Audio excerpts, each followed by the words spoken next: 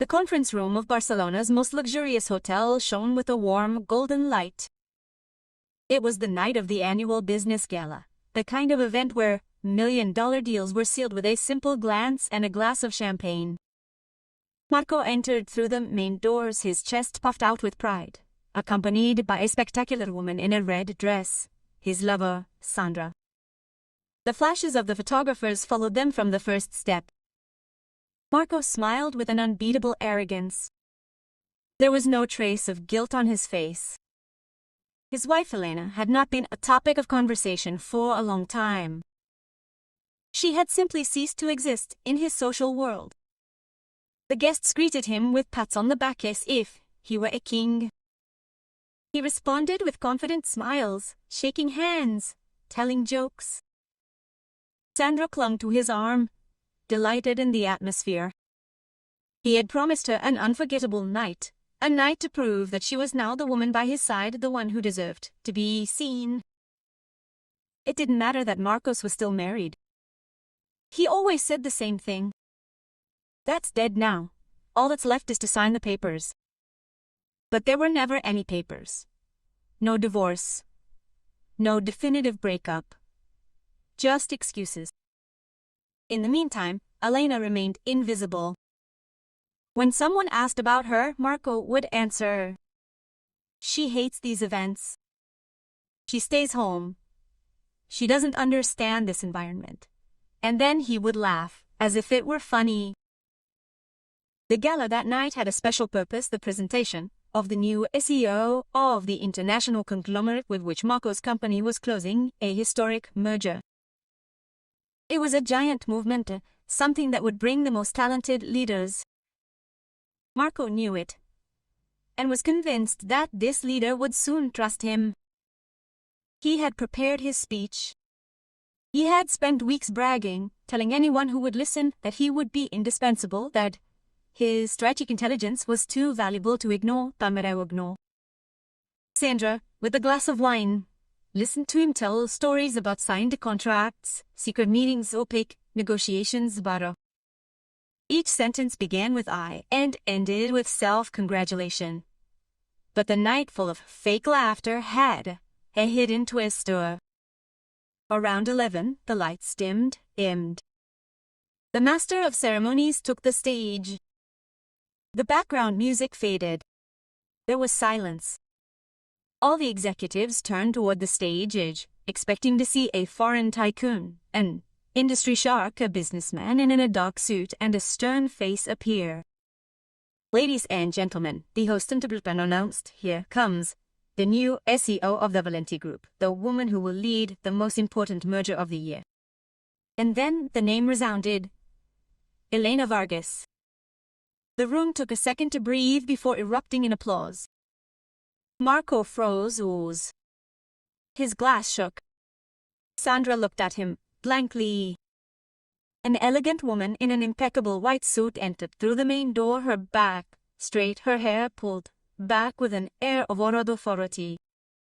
The crowd parted to let her in, and flashes followed her like butterflies in the light. It was his wife. The woman Marcos had always portrayed as boring, shy, invisible. The one he said didn't understand business. The one who never brought these events because, in his own words, she didn't know how to behave. She moved naturally toward the stage now, shaking hands with the investors who bowed towards her to talk. Every step was a silent statement. "I belong here." Marco didn't know what to do. His lover lowered his gaze uncomfortably. No one else was looking at her. The entire world had turned to Elena. When she took the microphone, her voice filled the room with firmness. "Thank you for being here. Today we're not just celebrating a merger, we're celebrating vision, work, and years of silent effort." There was no arrogance, only authority. As she spoke, Marco relived every cruel comment he had made about her. Every look of contempt. Every night he showed up late, with cheap excuses, thinking she would never know. But Elena always knew. She wasn't a naive woman. She was just patient. She finished her speech and stepped off the stage. Immediately the directors approached them, eagerly. She smiled cordially. The media were asking for interviews. It was like watching a queen being crowned. Marco and Sandra were pushed aside, like shadows. Finally, Elena walked towards them. There was no anger on her face. Only calm. "Good night, Marco," she said with a professional smile.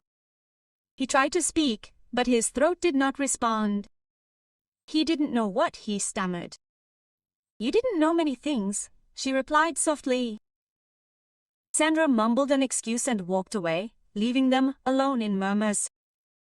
"Why didn't you ever tell me?" he asked, unable to meet her gaze. Elena looked at him with a tenderness that hurt. "I tried," she said. "But you never listened. You thought I was insignificant." Marco felt shame, a dark weight on his chest. She continued, without flinching.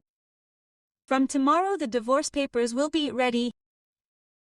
It will be quick. There will be no drama." "Divorce?" he repeated as if the word were a surprise, even though he himself had been the one who had destroyed her marriage. "Yes," Elena confirmed.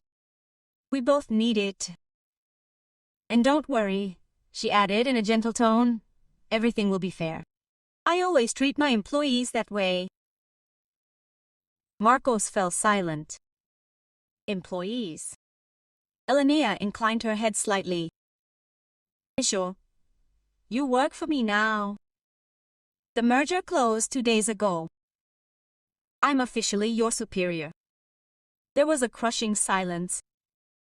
Marco swallowed but couldn't find the words. "I don't want this to be awkward," she said. "We're adults. We have a management meeting tomorrow. I need you on time." He nodded in defeat. Elena stepped aside without drama, attending to the executives waiting for her. Marco watched as she shook hands, laughed, answered questions, posed for photos. She shone with a light he'd never wanted to see, too busy looking outside, trying to impress others' names. Sandra disappeared early, leaving no message. Marco just took a taxi. No one asked for his photo. No one congratulated him. His name, which had once filled the room, was now a shadow behind hers. He arrived at the office the next morning. The nameplate on the executive door had already been changed. Elena Vargas, CEO, entered. She was reviewing documents. "Good morning," she said without looking up. Marco sat across from her. His hands were shaking. Elena finally looked at him. There was no hatred. No revenge. Only distance. "Let's get to work," she said. And the meeting began. Marco listened to every word, with newfound humility. He finally understood what he had lost. It wasn't just a wife, it was an extraordinary woman he had never taken the time to get to know. The room was silent when she finished. "Any questions?" Elena asked. Marco shook his head. She closed the folder. So he continued. Life went on. But not together anymore.